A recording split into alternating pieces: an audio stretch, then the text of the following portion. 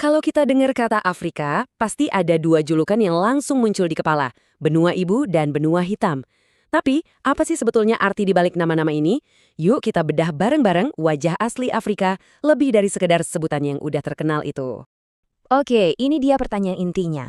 Kenapa sih ada dua julukan yang kedengarannya kontras banget? Soalnya, kedua nama ini nyimpen dua sisi cerita yang beda total tentang sejarah, geografi, dan cara dunia mandang benua yang luar biasa ini. Pertama-tama, kita bahas dulu julukan benua ibu. Sebutannya ini tuh bukan cuma kiasan puitis loh. Ini adalah fakta ilmiah yang nunjukin peran Afrika sebagai titik awal dari kisah kita semua, umat manusia. Betul banget. Afrika itu benua tertua yang dihuni manusia. Sejarah kita sebagai spesies tuh akarnya dalam banget di tanah Afrika. Jauh lebih lama dari benua manapun di bumi. Bayangin, 7 juta tahun. Nah, yang bikin takjub dari lini masa ini adalah skala waktunya. Coba deh lihat. Dari fosil hominid, nenek moyang paling awal manusia yang ditemukan, terus ada Homo erectus yang pertama kali berani keluar dari Afrika, sampai akhirnya kita, Homo sapiens, muncul di Ethiopia. Semua ini benar-benar ngegasin status Afrika sebagai rahim peradaban manusia. Oke, sekarang kita pindah ke sisi lain medalinya. Julukan benua hitam. Nah, istilah ini punya makna ganda yang sering banget disalahpahami. Jadi poin pentingnya di sini adalah, julukan ini bukan cuma soal ras atau warna kulit. Dulu, bagi orang Eropa, Afrika itu kayak area gelap di peta. Wilayah luas yang nggak dikenal, penuh misteri, dan belum dijelajahi. Nah, perspektif inilah yang juga ikut melahirkan nama tersebut. Tapi, daratan misterius itu sebetulnya nyata dan ukurannya raksasa. Dengan luas lebih dari 30 juta kilometer persegi, Afrika itu benua terbesar kedua di dunia. Saking besarnya, Amerika Serikat, Tiongkok, India, dan sebagian besar Eropa bisa muat di dalamnya sekaligus. Kebayangkan? Dan ini bukti nyata kalau Afrika tuh jauh dari sekedar wilayah kosong yang misterius. Benua ini tuh rumah bagi beberapa bentang alam paling ikonik dan paling ekstrim di planet kita. Mulai dari hamparan gurun Sahara yang legendaris, aliran sungai Nil yang perkasa, sampai puncak Kilimanjaro yang megah banget.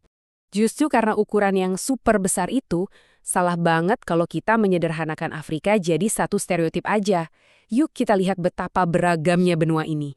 Banyak banget yang mikir kalau Afrika itu isinya cuma gurun pasir yang panas. Wah, tabel ini ngebantah mitos itu.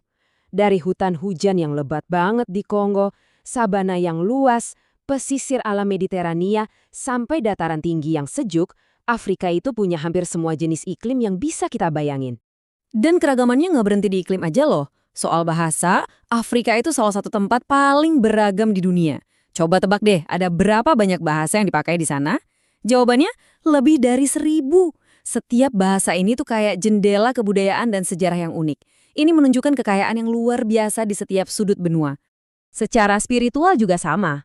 Afrika itu beragam banget. Walaupun Kristen dan Islam jadi agama mayoritas, kepercayaan dan agama asli Afrika masih punya peran yang penting banget. Dan ini nambahin lapisan kompleksitas di mozaik budaya benua ini. Oke, sekarang kita lompat ke masa kini. Afrika modern itu adalah sebuah benua yang penuh dengan paradoks dan kontras yang tajam.